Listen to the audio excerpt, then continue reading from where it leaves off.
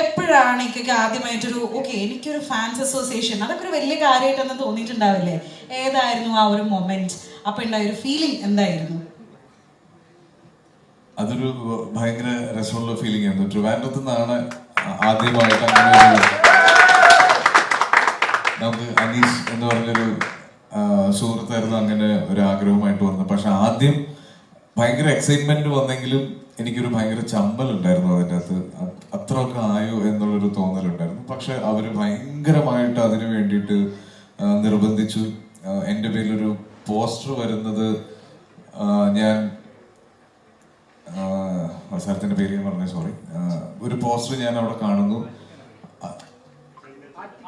ചെങ്കൽച്ചൂളാണ്. Yes, Chenkalchoola. അത് കഴിഞ്ഞ് ആറ്റിങ്ങലായിരുന്നു വരുന്നത്. ചെങ്കൽച്ചൂളയുടെ പുറത്തൊരു വലിയ ഹോർഡിംഗ് ഉണ്ടായിരുന്നു. അപ്പൊ അങ്ങനെയാണ് ദഫ് എന്ന് പറഞ്ഞിട്ടൊരു കുടുംബം.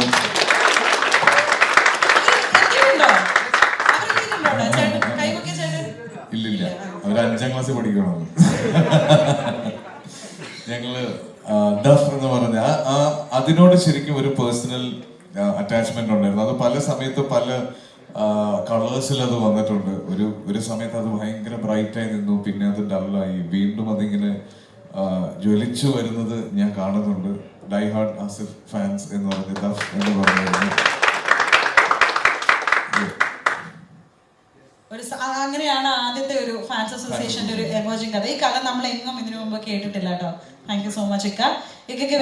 മീനാക്ഷി, അതൊരു ഭയങ്കര ധൈര്യമായിരുന്നു. ഞാൻ തിയേറ്റേഴ്സിന്റെ പുറത്ത് ഫസ്റ്റ് ഡേക്ക് വേണ്ടിയിട്ടുള്ള തിരക്കും അവിടെ വരുന്ന കട്ടൗട്ട്സും ഒക്കെ വരുമ്പോ നമ്മള് ഈ സിനിമയിലൊക്കെ കാണില്ലേ മാജിക്കലായിട്ടുള്ള നമ്മൾ വന്നിറങ്ങുമ്പോൾ ആൾക്കൂട്ടവും പടക്കം പൊട്ടിക്കലും, അതൊക്കെ ഒരു സിനിമാറ്റിക് വ്യൂവില് ഒരു ഓം ശാന്തി ഓം മൊമെന്റ് ആയിട്ട് ഞാൻ കണ്ടിട്ടുണ്ട് അതെല്ലാം. യെസ്, എന്തായാലും ഇക്കയെ സ്നേഹിക്കുന്ന ഒരുപാട് പേര് ചേർന്ന് അതിൽ ഒരാൾ ഇക്കയ്ക്ക് വേണ്ടിയിട്ട് ഇവിടെ ഒരു സാൻഡ് ആർട്ട് തയ്യാറാക്കാൻ പോവുകയാണ്.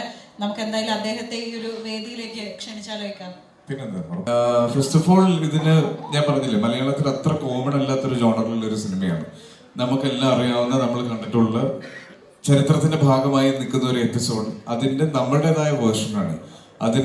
അത് റീക്രിയേറ്റ് ചെയ്യാൻ വേണ്ടി നമ്മൾ ഇതുവരെ ആരും ഇടാത്തൊരു എഫേർട്ട് എടുത്തിട്ടുണ്ട്. ഏറ്റവും പുതിയ ടെക്നോളജീസ് ഉപയോഗിച്ചിട്ടുണ്ട്. അതൊരു റീസൺ. പിന്നെ ഇതിലെ കാസ്റ്റ് ആൻഡ് ക്രൂ ഏറ്റവും ബ്രില്യൻ്റ് ആയ ഒരു കാസ്റ്റിംഗ് ആണ് ഈ സിനിമയ്ക്ക് വേണ്ടിയിട്ട് ജോഫിൻ കണ്ടുപിടിച്ചിട്ടുള്ളത്. ഞാൻ ഉൾപ്പെടെയുള്ള അനശ്വര, മനോജേട്ടൻ, അങ്ങനെ ഇന്ദ്രൻ സേട്ടൻ, അങ്ങനെ ഒരുപാട് ആക്ടേഴ്സ് ഈ സിനിമയിൽ വരുന്നുണ്ട്. പിന്നെ ആദ്യം പറയേണ്ടതായിരുന്നു സ്ക്രീൻ പ്ലേ. ഞാൻ വായിച്ചതിൽ, ഈ അടുത്ത് വായിച്ചതിൽ എനിക്ക് തോന്നുന്നു എനിക്ക് ഏറ്റവും ഹൈ തന്നൊരു സ്ക്രീൻ പ്ലേ ആയിരുന്നു കിഷ്കിന്റെ കണ്ടം. അതുപോലെ തന്നെ, അല്ലെങ്കിൽ അതിന്റെ മുകളിലേക്ക് വരാൻ സാധ്യതയുണ്ട് എന്ന് ഞാൻ വിശ്വസിക്കുന്ന കുറെ കൂടെ തിയേറ്റർ എലമെന്റ്സ് ഉള്ള, കുറെ കൂടെ കൊമേഴ്ഷ്യൽ എലമെന്റ്സ് ഉള്ള ഒരു സ്ക്രീൻ പ്ലേ ആണ്. അപ്പോൾ ഇതാണ് 3 കാരണങ്ങൾ.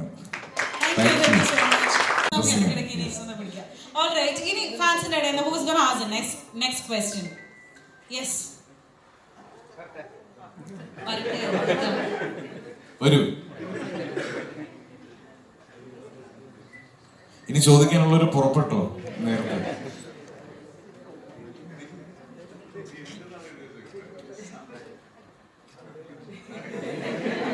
ചോദിച്ചോ?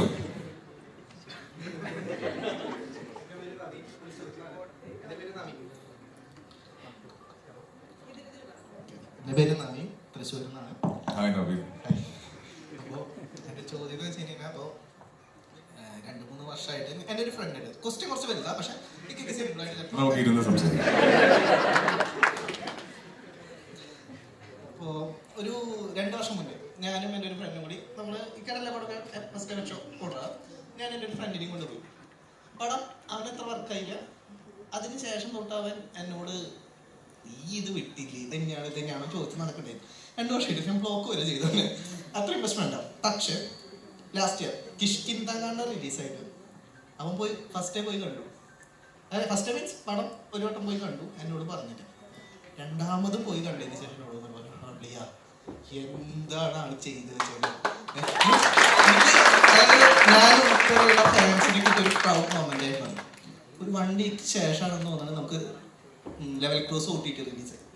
അതും കണ്ടിട്ട് അവൻ സെയിം അഭിപ്രായം. അപ്പോൾ എനിക്ക് ഫാൻസിനെ കിട്ടിയ ആ ഒരു മൊമെന്റ് ഉണ്ട് ലാസ്റ്റ്.